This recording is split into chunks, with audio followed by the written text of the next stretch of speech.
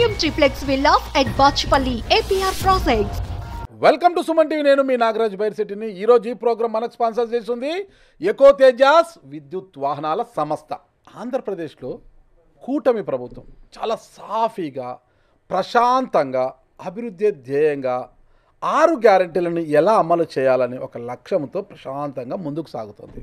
ఈ నేపథ్యంలోనే TDP polit bureau సభ్యుడు అంటే శ్రీనివాసరెడ్డి గారు కడప సభలో అంటే చంద్రబాబు నాయుడు గారు అక్కడ అధ్యక్షత వహించిన సభలో హాజరైన సభలో ఒక చేసిన కామెంట్, అదే 3వ తరం చెందిన రాజకీయ నాయకుడైన నారా లోకేష్ గారికి డిప్యూటీ సీఎం పదవి ఇవ్వాలి, ఆ పదవి ఇస్తే ఇంకా యువత ఉత్సాహంగా పనిచేస్తుందని ఆయన చేసిన కామెంట్ కూటమి ప్రభుత్వంలో ఒక అలజడిని సృష్టించింది. అంతటితో ఆగిందా? అటువైపు జనసేన నుంచి మరో కామెంట్, మాకు ఉంది మా నాయకుడిని సీఎంగా చూడాలని, చంద్రబాబు గారు ఢిల్లీకి వెళ్తే బాగుంటుంది, మా నాయకుని సీఎం కావాలని మేము అనుకుంటున్నాము, లోకేష్ గారు డిప్యూటీ సీఎం అయితే బాగుంటుందని. అది అక్కడికి ఆగల. మరో కోణం పిఠాపురం నుంచి వర్మ గారు, అవును తప్పేంటి లోకేష్ గారు డిప్యూటీ సీఎం అని. ఇలా ఎవరికి వారు, ఇటు జనసేన నుంచి అటు టీడీపీ నుంచి ఎవరికి వారు మద్దతు పలుకుతుంటే ఒక అలజడి అనేది రేగింది. ఇది ఎక్కడి వరకు వెళ్తుంది?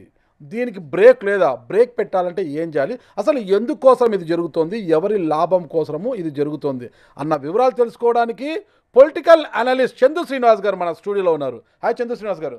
నమస్కారం అండి. నమస్కారం అండి, బాగున్నారు కదా? బాగున్నాండి. నిన్నటి నుంచి ఒకటే అండి, నిన్నటి వరకు కూడా అంటే మొన్నటి వరకు శ్రీనివాసరెడ్డి గారు కడపలో టీడీపీ పోలిట్ బ్యూరో సభ్యుడు కడప జిల్లా అధ్యక్షుడైన రెడ్డప్ప గారు శ్రీనివాసరెడ్డి గారు అంటే చంద్రబాబు నాయుడు గారు హాజరైన బహిరంగ సభలో చేసిన కామెంట్, లోకేష్ గారికి డిప్యూటీ సీఎం పదవి ఇవ్వాలి అని చేసిన కామెంట్ అలా అలా ఒక నిప్పుల రాజుకుంటూ ఎక్కడికో వెళ్ళిపోతుంది. అసలు ఎందుకు అసలు ఆయన కామెంట్ చేయడానికి బలమైన కారణం ఏంటి? అసలు ఎందుకు ఆయన చేయాల్సి వచ్చింది ఏంటనేది మీరు అనుకుంటున్నారు? ఒకవైపు టీడీపీ, ఒకవైపు జనసేన, ఎవరికి తోచింది వాళ్ళు మాట్లాడేస్తున్నారు. అసలు ఇది ఏంటంటారు? మంచిగా ఉన్న కాపురం 7 నెలలు అయింది, ఇంకా 4 సంవత్సరాలు 5 నెలలు ఉంది. 164 సీట్లు, 21 మంది ఎంపీలు. అభివృద్ధికి చిరునామాగా ఆంధ్రప్రదేశ్ అవతరించింది. నిన్ననే మా అమిత్ షా గారు వచ్చి చెప్పాడు, 3 లక్షల కోట్ల రూపాయలు ఇచ్చాం, ఏ రాష్ట్రానికి లేదు. కరెక్ట్. మరి అటువంటి సమయంలో ఇటువంటి రావటం అనేది కొంచెం విచారించదగ్గ విషయమే. ఎన్నో ఆశలతో ఆంధ్రప్రదేశ్ ప్రజలు తీర్పిచ్చారు. వైసీపీని 11 సీట్లకి పరిమితం చేశారు. సంక్షేమ మాటను అభివృద్ధిని మరిచారని వైసీపీని కాదన్నారు. సంక్షేమం అభివృద్ధి 2 కళ్ళుగా అటు పవన్ కళ్యాణ్ గారు ఇటు చంద్రబాబు గారు పరిపాలిస్తారని చెప్పి ఓట్లేశారు. మరి ఈ సమయంలో మీరు అన్నట్టు కడప నుంచి స్టార్ట్ అయింది గాలి. తర్వాత మధ్యలో నెల్లూరు వదిలేశారు, సోమిరెడ్డి గారు మాట్లాడింది. కరెక్ట్. ఆ తర్వాత పిఠాపురంకి వెళ్ళింది. పిఠాపురం గారికి ఎవరి వ్యక్తిగత ఇది ఇమేజ్ పెంచుకోవటానికి కావచ్చు, మీడియాలో అటెన్షన్ కావచ్చు, వాళ్ళ స్థిరత్వాన్ని ప్రూవ్ చేసుకోవటానికి కావచ్చు, లోకేష్ గారి దృష్టిలో మంచి అనిపించుకోవటము, సరే ఏదైనా కానీ ఇప్పుడు ఇది సందర్భం కాదు. మంచి సుపరిపాలన, రాష్ట్రానికి రాజధాని ఏదో చెప్పుకోలేని పరిస్థితి నుంచి అమరావతి రాజధాని అని చెప్పి అభివృద్ధి పనులు జరుగుతున్నాయి. ఒకవైపు పోలవరంకి నిధులు 2027కి పూర్తవుతుందని చంద్రబాబు నాయుడు గారు చెప్తున్నారు. ఇంకోవైపు పవన్ కళ్యాణ్ గారికి ఉన్న చొరవతో గ్రామాలు సస్యశ్యామంగా, రోడ్లన్నీ ఉన్నాయి, హ్యాపీగా పండగ చేసుకున్నారు సంక్రాంతి.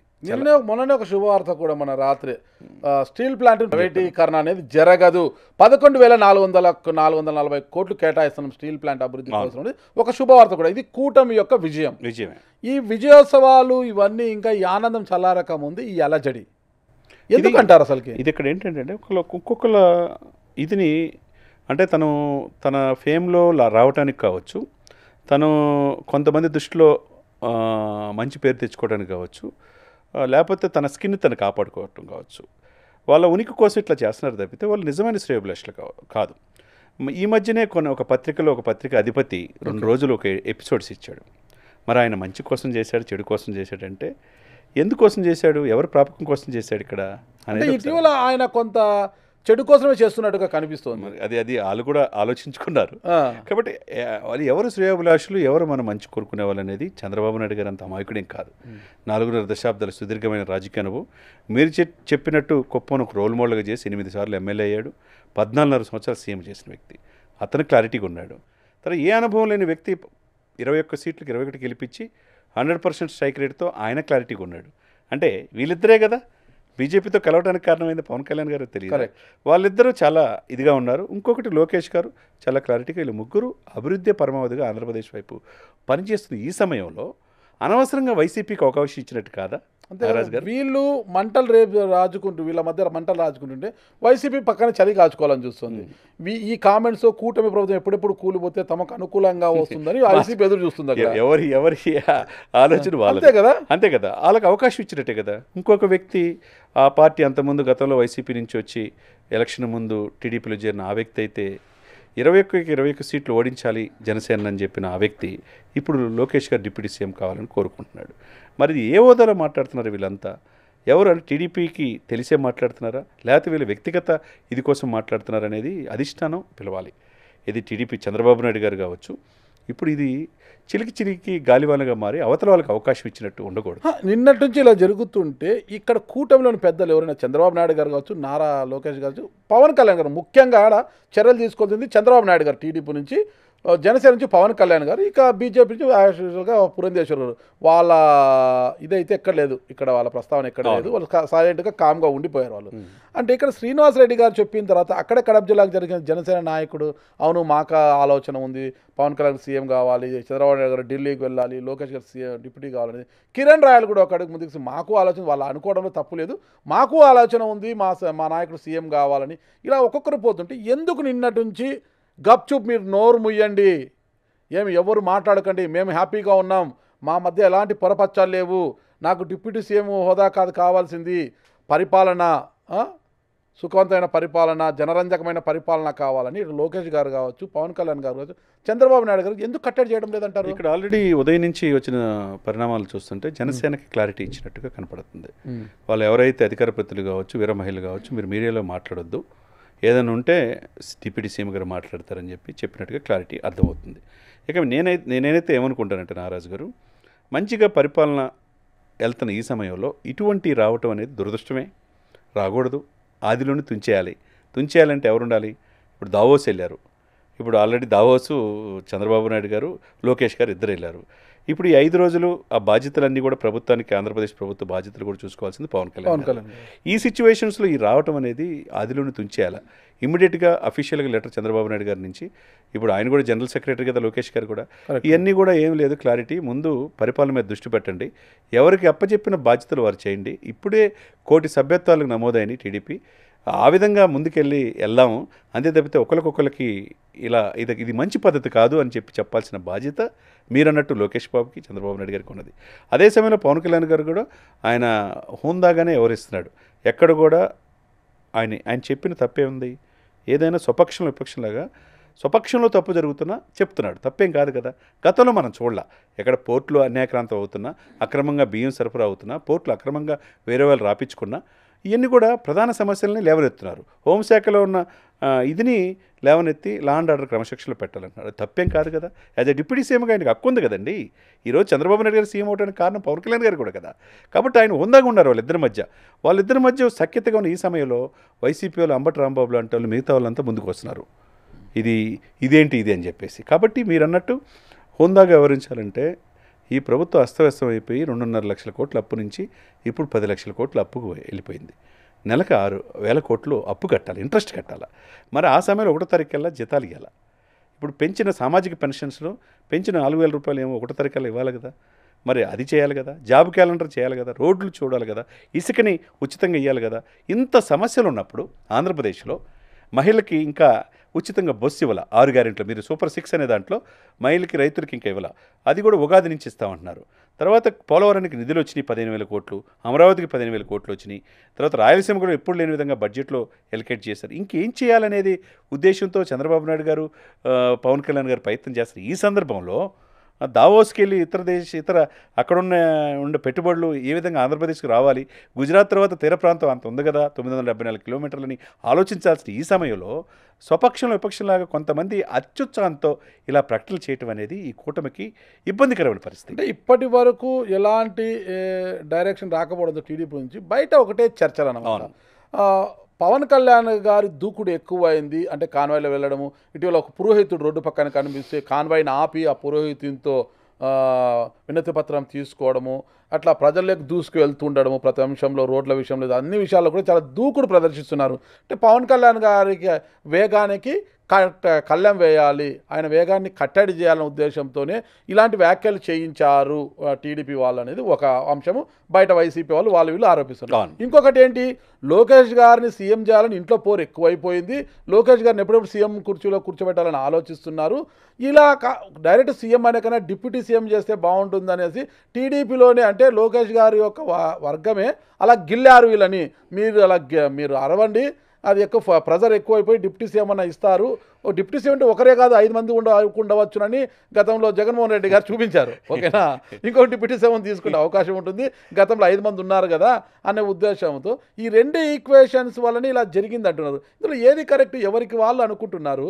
మరి పార్టీ అధిష్టానాలేమో సైలెంట్గా ఉన్నాయి. ఏంది అసలు ఇందులో ఏది కరెక్ట్? నారాజుగా నేను ఒకటి చెప్తానండి, 5 ఏళ్ళు మీకైనా నాకైనా, అంతే. 6 ఏళ్ళు అంటే ఉపయోగం లేదు, వేస్ట్ అది కదా. ఇప్పుడు అట్లనే మీరు అన్నట్టు 5 ఉప ముఖ్యమంత్రులు గత ప్రభుత్వాలు ఇచ్చారు. ఎవరైనా ఏ శాఖ అయినా వాళ్ళు ఎవరైనా చేసింది మనం చూసామా? అంత మామూలుగా అంతే కదా, ప్రోటోకాల్. మీకు కూడా 3.5 దశాబ్దాల జర్నలిస్ట్గా అనుభవం ఉంది. ఎంతోమంది ఉప ముఖ్యమంత్రులు పేరుకే నామకే ఇచ్చేశారు. గతంలో ఏంటంటే మా ఎస్సీ సోదరులు, మా బీసీ సోదరులు, మా ఎస్టీ సోదరులని అందరికీ ఇచ్చారు ఆయన, మా కాపు సోదరులని. ఎవ్వరు కూడా ఆ పదవికి ఏందో తెలియదు, పోయేదాకా కూడా వాళ్ళకి తెలియదు. కానీ ఫస్ట్ టైం ఉప ముఖ్యమంత్రి రాజ్యాంగబద్ధం కూడా ఉండదు, కానీ సరి సమానంగా ప్రాధాన్యత ఇవ్వాలని చంద్రబాబు నాయుడు గారు, పవన్ కళ్యాణ్ గారు ఆలోచించి అన్ని ప్రభుత్వ కార్యాలయాల్లో చంద్రబాబు నాయుడు గారి ఫోటోతో పాటు ఉప ముఖ్యమంత్రి పెట్టారు. ఫస్ట్ టైం చాలా చక్కగా ఒక కుటుంబంలాగా వెళ్తున్నారు. మరి ఆ సమయంలో, అదే సమయంలో ఒక ప్రోటోకాల్ ప్రకారం వెళ్తున్న ఈ సందర్భంలో ఈయన యాజ్ ఎ డిప్యూటీ సీఎం అంటే ఏదో ఒక 6 ఏళ్ళలో కాకుండా ఇది ప్రాధాన్యత గల పోస్టు, దీనికి ప్రజలకు సేవ చేయాలనే ఉద్దేశంతోనే కదా వెళ్తుంది. ఆయనకి ఏమైనా స్వలాభం ఏమైనా ఉందా? 1000 కోట్ల రూపాయలు సంవత్సరానికి వచ్చే ఆదాయం, 2 సినిమా తీస్తే 2 కోట్లు ప్రతిరోజు, అవి కూడా కాదనుకొని వచ్చాడు కదా. మరి కౌలు రైతులకు కూడా 34 కోట్లు తన సొంత డబ్బు ఇచ్చాడు కదా. తర్వాత అధికారంలో ఇప్పుడు వచ్చి కూడా ఉప ముఖ్యమంత్రిగా ఉండి కూడా 4 కోట్ల రూపాయలు 400 గ్రామ పంచాయతీలకి 400 లక్షలు ఇచ్చాడు కదా. మళ్ళీ ఆ రాష్ట్రానికి 1 కోటి, ఈ రాష్ట్రానికి 1 కోటి ఇచ్చాడు కదా. ఇంత సేవ చేసే గుణం ఉన్న వ్యక్తికి ఎక్కడో తిరుపతిలో లడ్డు కల్తీ జరిగితే 11 రోజులు ప్రాయశ్చిత్త దీక్ష చేసుకోదు, ఆయన ఎందుకు చేయాలి? హిందూ సనాతన సాంప్రదాయం కోసం 100 కోట్ల మంది ప్రతినిధిగా పవన్ కళ్యాణ్ గారు ఎందుకు ఉండాలి? ప్రభుత్వం తప్పు జరిగితే నేను క్షమాపణ కోరుతున్నానని చెప్పి తిరుపతిలో తొక్కిసలాట్లో 6 మరణిస్తే ఆయన బహిరంగ క్షమాపణ కోరితే అది హోందాగా లేదంటారా? చెప్పండి సార్, మీకున్న అనుభవంతో చెప్పండి. ఎంతోమంది ముఖ్యమంత్రులు చూశారు, ఉప ముఖ్యమంత్రులు చూశారు, మంత్రులు చూశారు నాగరాజు గారు. అది తప్ప తిరుపతిలో జరిగిన సంఘటన ఆయన క్షమించమని కోరి, తర్వాత ఎవరైతే చైర్మన్ గారు, తర్వాత వెంకట చౌదరి గారు, జేఈఓ గారు, ఈఓ గారు కూడా క్షమాపణ మీరు ప్రజలను కోరాల్సిందే అన్నారు. దాని మీద కూడా వైరల్ అవుతోంది కదా. పవన్ కళ్యాణ్ గారు టీటీడీ చైర్మన్ బిఆర్ నాయుడు గారిని క్షమాపణ చెప్పాలని కోరారన్నప్పుడు నారా లోకేష్ గారిని ఒక మీడియా ప్రతినిధి ప్రశ్న వేసినప్పుడు అది ఆయన వ్యక్తిగతము, అది టీడీపీ స్టాండ్ కాదని చెప్పడం కూడా వైరల్ అయింది కదా.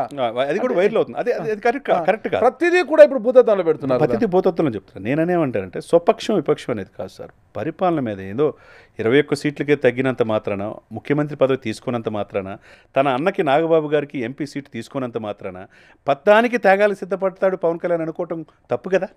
అదే సమయంలో బాధ్యత కూడా తెలియాలి కదా. ప్రభుత్వం మనకు ఎంతో 5 లక్షలు 6 లక్షలు పెట్టి టికెట్లు కొనుక్కు అమెరికా నుంచి, లండన్ నుంచి, ఆస్ట్రేలియా నుంచి వచ్చి ఎంతో బాధ్యతతో మనకి ఓటేశారు. ప్రజలకు ఏం చెప్పాలని చెప్పేసి పవన్ కళ్యాణ్ గారు ప్రశ్నిస్తారు. ప్రశ్నించడం తప్పు కాదు కదా.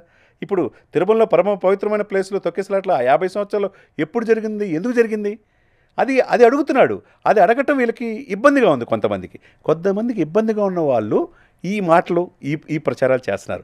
ఇది ప్రాధాన్యత పెరిగిపోతుంది, ఇక్కడ ఎక్కడో చోట పవన్ కళ్యాణ్ కట్ చేయాలి. పవన్ కళ్యాణ్ కట్ చేసేది ఎవరు సార్? దేశ రాజకీయాల్లో శాసించే స్థాయిలో ఈయన పవన్ గారు తుఫాన్ అని చెప్పి మోదీ గారు అంటుంటే, మహారాష్ట్ర ఎలక్షన్లో 100% స్ట్రైక్ రేట్ చూసి రేపు ఢిల్లీ ఎలక్షన్స్లో, బీహార్లో బీజేపీ వాళ్ళు ఆయన్ని తీసుకెళ్తుంటే ఆయన ఎక్కడ తక్కువ చేస్తారు సార్? ఎంతోమంది ఆయన్ని గడప దాటని ఎమ్మెల్యే అవుతాడు చూస్తా ఉన్నారు. వాళ్ళ ఇంటి గడప దాటలేని పరిస్థితిలో వాళ్ళు ఉన్నారు. ఆయన 21 సీట్లు గెలిపించుకొని దేశ రాజకీయాల్లో ఒక రోల్ మోడల్గా అవతరించాడు. మరి అట్లా ఉండకూడదా? పరిపాలన మీద పొట్టు ఆయనకు వద్దా? మరి అది కూడా ఇబ్బంది అంతే. అట్లా ఇక్కడ చంద్రబాబు నాయుడు గారికి చాలా క్లారిటీ ఉంది సార్.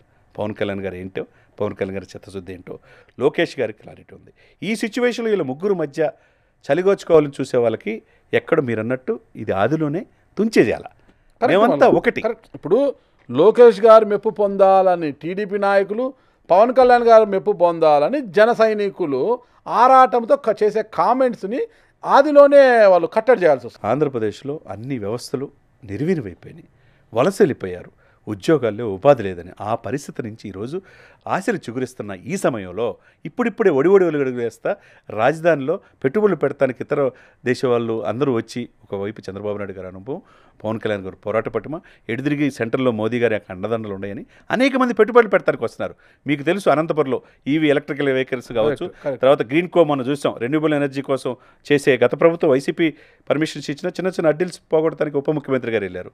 ఒకవైపు ఎలక్ట్రికల్ వెహికల్స్, ఒకవైపు లోకేష్ గారు ఎలన్ మస్క్తో సంప్రదింపులు, ఇట్లా రెన్యూబుల్ ఎనర్జీ తీసుకురావడానికి, అట్లా ఇండస్ట్రీస్ తేవడానికి, తర్వాత డ్రోన్ విన్యాసాల ద్వారా లక్షల కోట్లు పెట్టుబడులు తీసుకురావడానికి, టూరిజం డెవలప్ చేయడానికి ఈ ఆలోచించాలి. కానీ ఈ సలహాలు చెప్పేవాళ్ళు ఈ ఆలోచించాలా, అభివృద్ధికి ఎలా ఫ్యాక్టరీలు తీసుకురావాలా, ఎలా ఉపాధి కల్పించాలా, ఎలా ఈ అప్పులమయమైన ఆంధ్రప్రదేశ్ని బయట చేయాలని చెప్పేసి ఎవరైతే సలహాలు ఇచ్చేవాళ్ళో ఈ చెప్తే బాగుంటుంది తప్పితే వీళ్ళకి సుదీర్ఘమైన అనుభవం చంద్రబాబు నాయుడు గారికి, ఈ దేశానికి ఉపరాష్ట్రపతిని, ఈ దేశానికే రాష్ట్రపతిని అబ్దుల్ కలాం అందించిన చంద్రబాబు నాయుడు గారు, ఈ దేశానికి దళితుడిని స్పీకర్గా చేసిన బాలయ్య గారికి చంద్రబాబు నాయుడు గారు తెలియదా? వాళ్ళకి వీళ్ళు సలహాలు చెప్పేదేంటి సార్? పరిశ్రమలు ఎలా రావాలి, ఉపాధి ఎలా మెరుగుపరుచుకోవాలి, అప్పులమైన ఆంధ్రప్రదేశ్ని ఏ విధంగా బయటకు చేయాలని చెప్పి సలహాలు చెప్పాలి. కానీ పవన్ కళ్యాణ్ ప్రాధాన్యత పెరుగుతుంది, లోకేష్ గారికి డిప్యూటీ సీఎం ఇవ్వండి, రేపు నాయకుడిగా ఎమర్జ్ చేయండి అని వీళ్ళెవరు ఉచిత సలహాలు?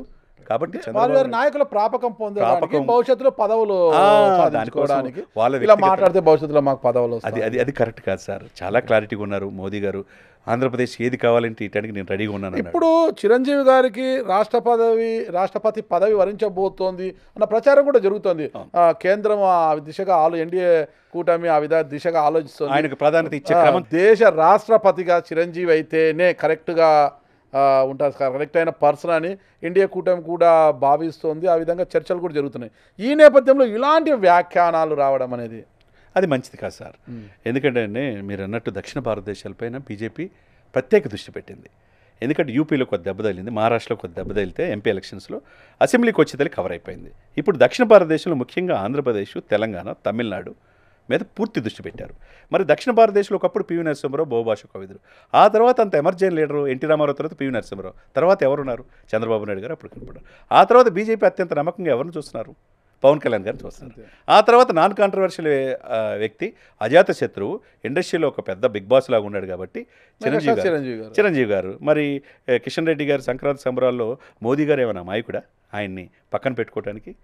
మరి వాళ్ళు బీజేపీకి అవసరం అని చెప్పి ప్రాధాన్యత క్రమంలో ఇస్తున్నారు. ఆ డిజర్వ్డ్. ఆయన రాష్ట్రపతికి ఏమైనా అర్హత లేదా? ఉపరాష్ట్రపతికి వెంకయ్యనాయుడు గారు అర్హత ఉన్నప్పుడు ఉపరాష్ట్రపతి రాష్ట్రపతి చిరంజీవి గారికి లేదా? చెప్పండి. పునాదిరాల నుంచి ఆయన ఎదిగిన తీరు మనం ఎవరు కాదనలేదు కదా సార్. ఎంతోమంది స్వయం కృషితో ఎదిగిన వ్యక్తి కదా. కాబట్టి చిరంజీవి గారికి ఏం ప్రాధాన్యత ఇవ్వాలా, ఏ పోస్ట్ చేయాలనేది బీజేపీ చూసుకున్న ఈ సమయం. తర్వాత నాగబాబు గారు ఏది ఇవ్వాలని చంద్రబాబు నాయుడు గారు, పవన్ కళ్యాణ్ గారు నిర్ణయించుకున్నారు. అక్కడ రాజ్యసభ కోల్పోయాడు కాబట్టి, అనకాపల్లి పోటీ చేయలేదు కాబట్టి, ఆడ ఎంపీగా పోటీ చేయలేదు, సాక్రిఫైస్ చేశాడు కాబట్టి, అక్కడ అన్నా తమ్ముడు అని కాదు, పార్టీ కోసం అధికారులు రావడానికి, కూటమికి ఓటు మెర్చి అవ్వటానికి, అటు జనసేనది టీడీపీకి, ఇట్లా బీజేపీకి వెళ్తానికి కారణమైన వ్యక్తి కాబట్టి నాగబాబు గారికి ఆ విధంగా చూడాలి. అక్కడ అన్నా తమ్ముడా, అక్కడ ఆయనకి ప్రాధాన్యత అనేది ఇక్కడ చూడకూడదు. అంటే ప్రాధాన్యత అనేది మనం అడిగితే వచ్చేది కాదు సార్. ఇంట్లో ఉన్న మీకు నాగరాజు గారికి ఒక పదవి రావాలంటే వస్తుంది, మీరు చేసిన కృషి బట్టి, మీరు చేసిన త్యాగాన్ని బట్టి, అంతేగాని కోరుకుంటే వచ్చేది కాదు కదా సార్. కాబట్టి ఈ సిచ్యువేషన్స్లో మెగా ఫ్యామిలీ కావచ్చు, అటు చిరంజీవి గారు కావచ్చు, ఇటు పవన్ కళ్యాణ్ గారు కావచ్చు, బీజేపీ ఒక చూపు వాళ్ళ వైపు ఉంది, వాళ్ళ వైపు క్లారిటీ ఉంది. కాబట్టి ఈ సిచ్యువేషన్స్లో ఇలా ఉచిత సలహాలు ఇచ్చేవాళ్ళు కొంతమందిని చాలా జాగ్రత్తతో చంద్రబాబు నాయుడు గారు కావచ్చు, లోకేష్ గారు కావచ్చు, పవన్ కళ్యాణ్ గారు కావచ్చు, వీళ్ళందరూ చూడాల్సిన అవసరం ఉన్నది. ముందు ఆంధ్రప్రదేశ్ అభివృద్ధి ముఖ్యం. ఆంధ్రప్రదేశ్ ప్రజలు సుఖ సంతోషాలతో హ్యాపీగా నిద్రపోవాలి, 4 మెతుకులు లోపల పోవాలి సార్. అది లేక అలమటిస్తున్నారు. అప్పులమయమైపోయింది. వ్యవస్థలు సరిచేయాలి, గాడిలో పెట్టాలి. 4 సంవత్సరాలు 5 నెలలు ఇంకా సఫిషియెంట్ పీరియడ్ ఉంది. ఈలోపే ఇటువంటి పదవులు ఇవన్నీ వ్యామోహాలతో కొంతమంది వీళ్ళ మధ్య సక్రమంగా ఉన్న ఈ యొక్క 15 సంవత్సరాలు అన్నాడు మొన్న పిఠాపురంలో. రాబోయే 15 సంవత్సరాలు ఈ కూటమి ఉంటుందని చెప్పి పవన్ కళ్యాణ్ గారు చెప్పారు. 10 సంవత్సరాలు సీఎంగా చంద్రబాబు ఉండాలని ఆయన చెప్తున్నాడు. వాళ్ళంతా క్లారిటీ ఉన్నారు. వీళ్ళకి ఎందుకు సార్ వీళ్ళకి? చెప్పండి సార్ రారాజు గారు, ఇది ఎంతవరకు సమంజసం? ఆటలో అరటిపండులు అంటే వాళ్ళు అంతే కదా. వీళ్ళ కొద్దిగా వాళ్ళ మనసులో కట్టడి చేయాల్సిన అవసరము ఆయా పార్టీ అధినేతలపై ఉంది. చూద్దాం మరి ఆ పార్టీ అధినేతలు ఎంతవరకు యాక్షన్ తీసుకుంటారు, వీరి ఓవర్ యాక్షన్కి వాళ్ళ రియాక్షన్ ఎలా ఉండబోతుంది. థ్యాంక్ యూ శ్రీనివాస్ గారు. నమస్తే అండి. నమస్తే.